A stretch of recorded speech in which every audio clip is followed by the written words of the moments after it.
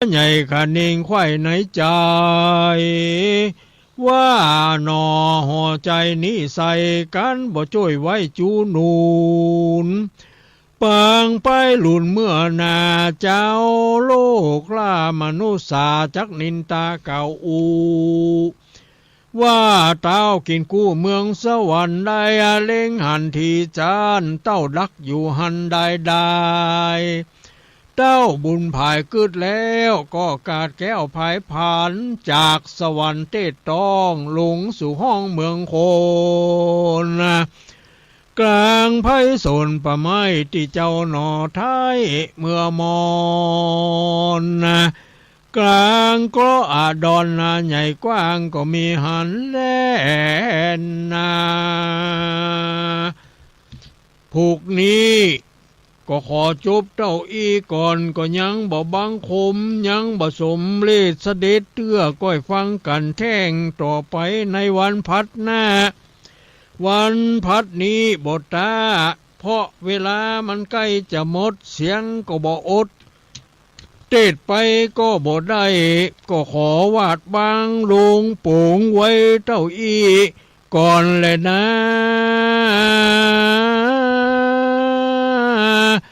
เสด็จเท่านี้ก่อนแลนะ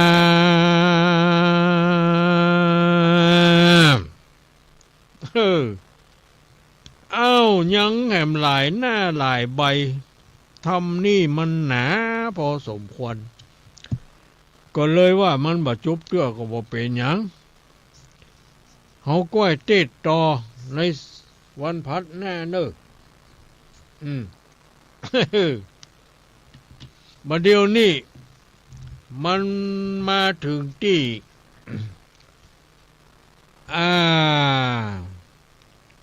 เจ้ากุมมารกับแมวขนคำถูกป้อเอาใส่แปรไหลแม่น้ำเนาะเพราะว่าพญาถูกมนอันอย่างก็ได้เพื่อเรียกว่ามนดำมนอย่างนั้น ก็เลยบอกนึกถึงลูกถึงเต้าถึงอันอย่างเลยมันมีคนมาสนมาสอบอกว่าลูกพญาเจ้าเป็นกาละกีนีบดีเอาไว้บ้านเมืองจะชิบหายขอให้เจ้าพญาขับไล่ใส่ทรงเอาออกจากบ้านจากเมืองไปเหียเต้าพญาสุทัศราชนี่ก็เลยสั่งเสนาอำมาตย์ทั้งหลายแปลงเหือเอาเจ้ากุมารลูกของตัวเองกับแมวขนคำใส่ในแปรไหลแม่น้ำกว้าง นะโอ้ไปได้หลายวันหลายคืนเสียลมมาปัดแปรลมละเนละนาดเจ้ากุมารกับแมวขนคำก็ปัดกันไปคนที่คนต่างแล้วก็ตายฟ้าผ่าตายดิกน้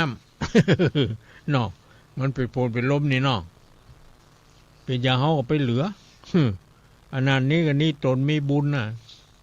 แต่ว่าเปิ้นเป็นตนมีบุญตุกก็ปะ อย่างเฮานี่มันตุกก็ตาย ของเปิ้นนี่ตุกก็ป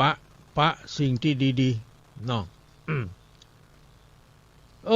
ก็ฮ้อนถึงพญาอินทร์อยู่ภาคฟ้าบนสวรรค์ก็ส่องทิพเนตรลงมายังเมืองคนการที่พญาอินทร์หูก็เพราะว่า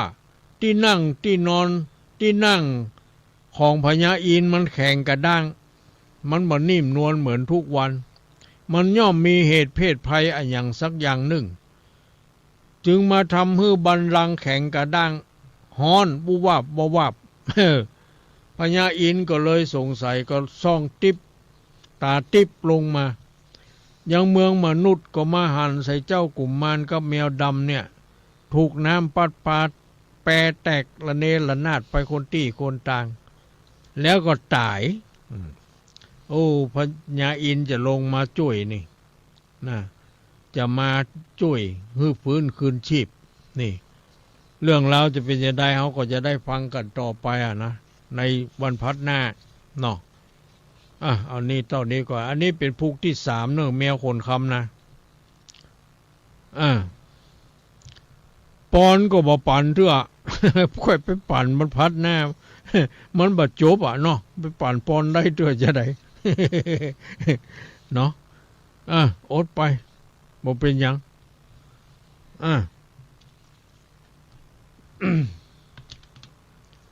เอาละเนาะจะได้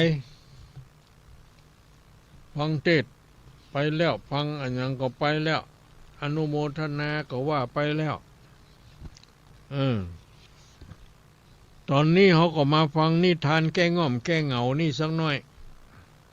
ไก่กับดวงดาว นิทานเรื่องไก่กับดวงดาวบนท้องฟ้าท่านทั้งหลายถึงไก่นี่นะมันเป็นสัตว์ที่มีสัญชาตญาณคล้ายกับว่ามันมีหูทิพย์ก็ว่าจะใดเนี่ยคนเฒ่าคนแก่แต่ก่อนเพิ่นฮื้อลูกฮื้อหลานฮื้อเฮาได้ฟังว่าการที่ไก่มันขันดึกดึงกึ่งคืนขันใกล้แจ้งก็ดีก็เพราะมันได้ยินเสียงกองนันตะเพลีบนสวรรค์อีวะเทวดาตีกองทุ่มมง หมายคือว่าเป็นเวลาเท่านั้นเท่านี้ใกล้แจ้งกานี่ที่ว่าไก่ขันเลยไก่ขันเลยนี่มันจะขันเศร้าโลขันต่อกันไปไอ้เฮานี่เป็นคนนี่นอนรับสบายเนาะถึงมาฮู้เรื่องฮู้ราวเนี่ยแต่ไก่มันก็รับเหมือนกันนะแต่ว่าพอมันได้ยินเสียงกองนันตะเพลีนะพูดว่านะบนสวรรค์เนี่ยมันก็จะตื่นแล้วมันก็จะขันว่าอย่างนั้นเพราะฉะนั้นอันนี้ก็ไก่กับดวงดาวเนี่ยมันจะเป็นจะไรเนาะค่ำคืนอันเงียบสงบในฤดูหนาวคืนหนึ่งนะไก่ชราตัวหนึ่ง ไก่ชรา ไก่อย่างไก่เท่า ไก่ชรา ไก่ชราตัวหนึ่ง ล้มป่วยและอาการก็สุดหนักลงเรื่อยๆก็มันเท่าแล้วนี่เนาะมันแก่แล้วนี่มันจะได้มาเนาะเป็นง่ายหายช้ามาหลายโรคคนแก่จำไว้ดอก สโลแกนของคนแก่เป็นง่ายหายช้ามาหลายโรค อันนี้ก็เหมือนกันไก่ชราตัวหนึ่งเนี่ยนะมันล้มป่วยและอาการก็สุดหนักลงไปเลยนี่มันก็รู้ตัวมันว่าคงจะบ่สามารถมีชีวิตอยู่รอดไปได้ท่ามกลางอากาศก็ซ้ำมันหนาวเน็บเหี่ยอย่างอีนี่มันก็เลยพูดกับดวงดาวว่าดวงดาวเอ๋ยข้ารู้ดีว่าข้าคงไม่สามารถยื้อชีวิตของข้าได้อีกต่อไปแล้วเมื่อข้าจากไปนี่นะไผจะมาส่งเสียงขันเรียกเรียกพระอาทิตย์ในทุกๆเช้าล่ะเมื่อก่อนก็มีข้านี่แหละเป็นคนขันเรียกพระอาทิตย์ให้ขึ้นทางฝั่งตะวันออกสายแสงให้แก่ชาวโลกนี่หรอกและบัดเดี๋ยวนี้นี่ข้าจะเสียชีวิตแล้วเนี่ยจะมีไผนี่มาขันแทนข้านี่เพื่อเรียกพระอาทิตย์นี่ เมื่อดวงดาวได้ยินไก่พูดเช่นนั้นก็จึงตอบกลับไปว่ามนุษย์ได้ฆ่าไก่เป็นอาหารมามากกว่าจำนวนดวงดาวบนท้องฟ้าและดวงอาทิตย์ก็ยังคงส่องแสงสว่างได้อยู่ทุกวันนี้ฉะนั้นการตายของเจ้าไม่ได้เกี่ยวข้องกับแสงอาทิตย์ที่ให้ความอบอุ่นแก่โลกใบนี้เลย ว่าอย่างนั้นนะดวงดาวตอบโต้ไก่นิทานเรื่องนี้สอนให้รู้ว่าคนเขามักหลงว่าตนมีความสำคัญอยู่เสมอคนเขาคือคนเหงานั่นแหละ เหมือนกับไก่เนี่ยกันเนาะสำคัญตัวเองว่าเป็นคนที่ขันฮือพระอาทิตย์ห้องพระอาทิตย์ขึ้นอีวะแล้วเวลามันจะตายไปเห็นแล้วจะมีไผมาห้องก็มันจะไปห่วงหาอะไรไอ้อย่างแหมเนาะตัวตายก็ตายไปกะ ไปห่วงอะไรอย่างอันนั้นเพิ่งก็จะจัดการกันเองอะเนาะเป็นจังนั้นเอาละนิทานเรื่องนี้ก็จบเรื่องเพียงเท่านี้เนาะต่อไปคงจะได้เปิดโอกาสให้ญาติโยมทั้งหลายที่รับฟังรายการนี้เมื่อคืนนี้ปาทีปธรรม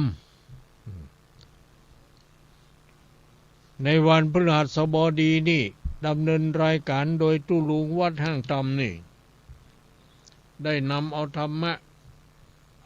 มาเทศน์ให้ฟังเป็นจะได้อยู่ที่ไหนฟังได้ดีเป็นจะได้เจริญปอนโทรแจ้งรายการเข้ามาได้เน้อญาติโยมยังบ่หลับบ่นอนเตื้อยังมาเป็นกู้เป็นกิมตุลุงอยู่ที่ไหนแห่งหนตำบลใดอยู่ใกล้อยู่ไกลโทรเข้ามาเปิดโอกาสให้แล้วใครจะเป็นสายแหลกเนาะกะว่าบ่มีรับกันหมดแล้ว ยังแถบเวลา15 นาทีนี่นะญาติโยมมาแล้วสายแรกเจริญปอนไปจ้าพระคุณเจ้ามันฟังอยู่เนอแม่หยังแม่เรือนแสนต่อวังเหนือลำปางเจ้าแม่เรือนแสนต่อบ้านวังเหนือลำปางเนาะแม่เนาะเจ้ารับฟังผิดจะได้บ้านแสนต่ออำเภอวังเหนือจังหวัดลำปางว่าจะได้รับฟังผิดจะได้พ้องชัดเจนดีเจ้าฟังขึ้นอะไรอย่างขึ้นของคุณยมดารุณีนะคะเจ้าฮะ94ในขจารเจ้าไม่ขจารโมเดิร์นเหรอเจ้าดีแล้วเนาะฟังอันใดได้ชัดเจนก็ฟังอันนั้นเนอะแม่เนอะเจ้าแม่ก็กำลังใจเนอะอนุโมทนาสาธุเจ้าแม่ฟังตลอดแม่เรือนสันต่อฟังจิตตนทุกองค์ดีละแม่เจ้าถึงบัดเจ้าเมื่อคืนน่ะอันนั้นฟังไว้ติ๊กฟังไว้นักเจ้าเอาธรรมะเป็นจิตเป็นใจถึงวันดีละไปไหนก็ได้ก็เปิดอิดใครไปเขาคิดเขาป่วยไปมันได้เป็นยังแม่ทรงเป็นภาพเพิดเจ้าเนาะเป็นโรคได้เป็นปีมันนี่ละแต่เป็นยังแม่มันอยู่กับเขาอยู่กับมันเขาบ่ได้เรื่องกินละอ่อนทรงแล้วกินเอาอันกะเป็นยังพักผ่อนแล้วเนาะไปที่ชุดเจริญปอนเนอโยมเนออยู่ดีมีสุขอายุมั่นขวัญยืนสายแรกมาแล้วเนาะต่อไปสายที่2สายแรกมาแล้วสายที่2ใครจะเข้ามานี่ก็นี่สายที่2มาแล้วเจริญปอนนมัสการครับลุง พ่ออ้ายบ้านดอนจันทร์ป่าจันทร์ ครับ เนาะ ผม อืม ครับท่านแล้วตุลุงไปไหนนะครับวันพักแล้วนี่ วันพัดแล้วนี่ไปนครปฐมไปประชุมสัมมนา ก็ครับ เลยฮื้อตุลุงดอยเปิ้นออกแตน ครับผม เออ อ๋อเริ่มไปเวิร์ก เอ เวิร์ อ กกับป้องกันนะว่าไปอันทีนั้นภารกิจนี่ครับ ติดภารกิจ ครับผม ต่อไปเมื่อวันที่26ก็ โอ้ ไปเมื่อคืนไปแจ้งปุ่น ครับผม แล้วก็อยู่ประชุมแห่งวันค่ำเลิก4 โมงครึ่งเมื่อแรงเสร็จแล้วก็ปิกสำเป็นวันพัดเดี๋ยววันนั้นไปมาตันจะได้ ไปตันเอง นั่นแหละ ครับ เนี่ย ผม มานอนจังไม่แหมคืนก่อนพด ผม มาบ้านเพวันที่28 วันศุกร์เลยเนี่ย น่ากับวันศุกร์น่ากับ ผมฟังได้หมอกนะครับเนี่ย ดีละดอยหมอกเรดิโอคุณยมดารุณี วันออก2 คืนนะครับตุลุง ออก2 คืนไง ขจานกับคืนครับผม ออกไหนก็ ไม่ขจานครับผม ไม่กระจานโมเดิร์น ขจาเนี่ย แต่ของคุณโยมมันนั่นก็ ครับไม่สุวรรณนะครับ แม่นนะ ครับผม แม่อย่างก็เขาลืมชื่อพุ่นไปเนี่ย อนงนะครับ แม่อนง ครับผม ปอนน้อยสุวรรณอีเนาะปอสุวรรณ ครับผม แม่อนงแต่แล้วปะเปิ้นอยู่ที่วัดปะงิ้วนี่เปิ้นยังเอากาแฟมาถวายเขาอยู่ ครับผม เออ วันนี้เจนี่ตุลุงได้ไปกันร้อยจำพอยกครับ วันที่7ครับผม อาจจะได้ไปอยู่ เนาะ เจ้าอาวาสวัดผมก็จะไปเหมือนกันครับ นะเปิ้นจะมีการรอเตียนรอเปิ้นก็ประชาสัมพันธ์ในทางวิทยุในอย่างต่าง ครับ ๆเนาะ ครับผมก็ได้ยินอยู่ครับผม นะไปถ้าไปได้ก็ไปเลยโยม ครับ กับรายชีวิตครับ อ๋ออนุโมทนาเนอะสาธุ ครับ ปอย ครับครับนมัสการครับ เจริญพรอ้าวสายที่3มาแล้วเจริญพร เจ้าแก็บไว้สาเด้อทุลุงแม่สุเกียศิลาพรสิเตี้ยมันห้องละปูนเด้อ ห้องลำปูน เจ้าได้ฟังธรรมได้ฟังนิทานกับทุลุงแล้วนะเจ้า หายเครียดคลายเครียดเนาะ เจ้าชัดเจนดีเด้อทุลุงเจ้า ชัดเจนดี 18.75ว่าต้องไปต้องซากนะเจ้าทุลุง แต่แม่ฟังได้ชัดเจนดีเนาะ เจ้าชัดเจนดีเด้อ ดีละ แห้งต่ำเด้อเจ้า ดีแล้วอายุวันโนสุขังพลัง กับไหว้สาเด้อตุลุงสาธุเจ้า เจริญพรแม่สุแก้วมาแล้วสายต่อมาเจริญพร กับไหว้สาตุลุงเจ้า อันนี้จำมาได้ทำแล้ว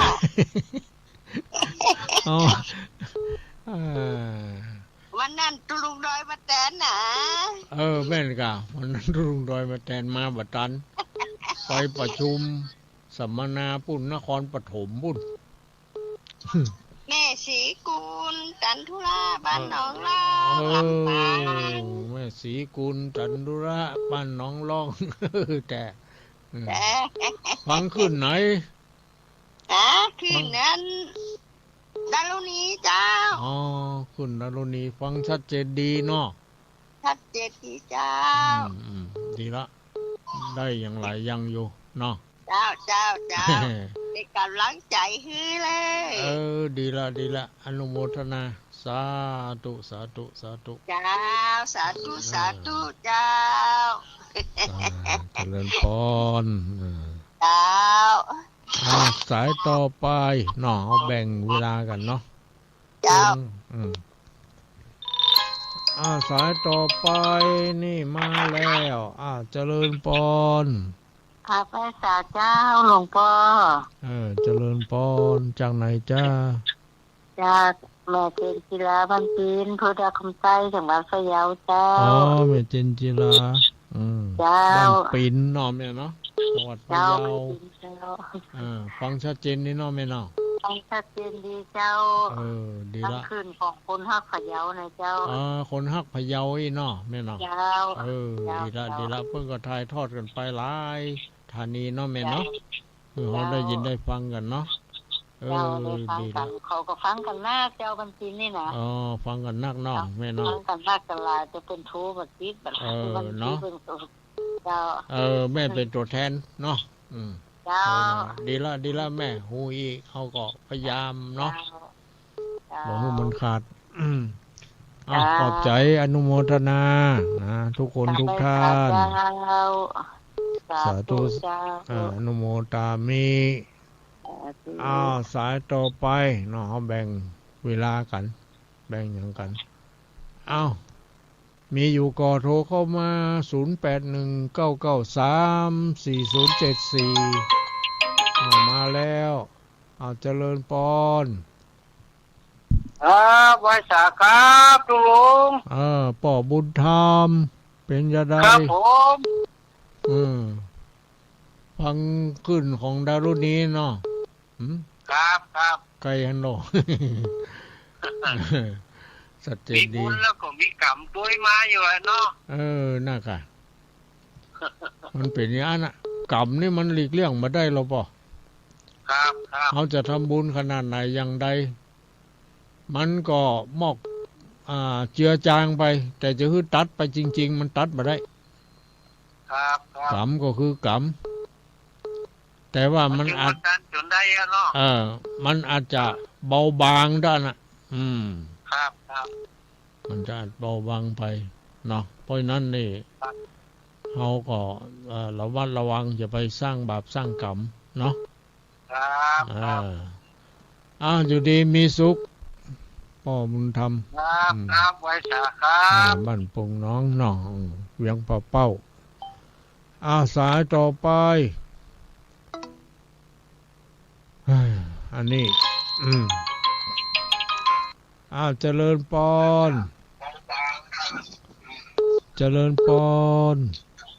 นมัสการ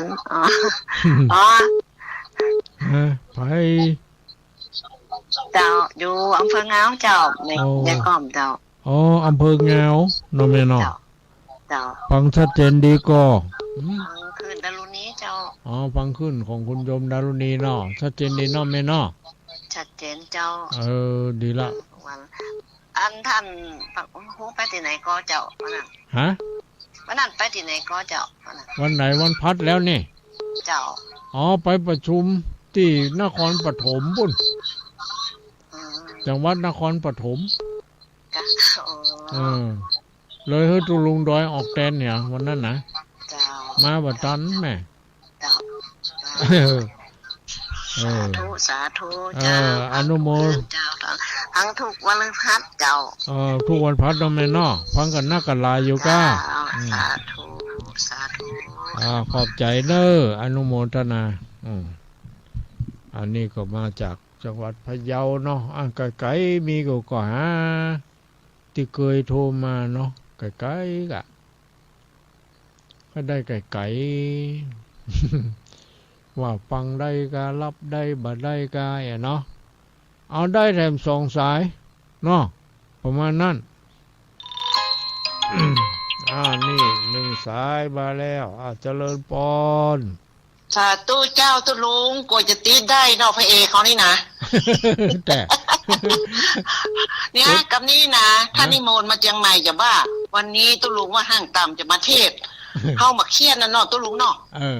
ถ้าใครบอกอู้กันเขาจะแจกข้าวสารคนถุงเนาะแล้วก็เหลืออันมาม่าคนซองก็ได้เนาะน่ากันเนาะเจ้าคนใดอู้นะเพราะว่าการเทศเปิ้นกับแปลงลูกเตือห้างต่ำพุ่นมาเนาะเอาดีกว่าเนาะเกิดตุลุงบอกว่าเคียนเนี่ยแต่มันให้ไว้ตุลุงกันลืมกับเทศหมดอะไรใหญ่ๆกว่าจะตีได้กาไว้สามันเป็นนิสัยของคนแม่จะมันแม่นเจ้านั่นแม่ก็ฟังแล้วใกล้หัวตุลุงชอบตุลุงใกล้หัวด้วยนะแต่ละองค์เทศนี่ประซ้ำกันเลยขึ้นฝ่ายหินนี่นะเด็ดๆทั้งนั้นเลยแต่เนาะมาตีถนนี้เนอะโอ้คนตีได้คนน่าจะตีตามอยู่นะเจ้า จากเชียงใหม่เจ้าจังใหม่เนาะแม่ยังก็ชื่ออะแม่บัวเจ้าแม่บัวสันทรายหลวงเพแม่บัวสันทรายหลวงเนาะแม่เนาะเจ้ากราบนมัสการนะเจ้าได้ละอนุโมทนาสาธุเจ้าอยู่ดีมีสุข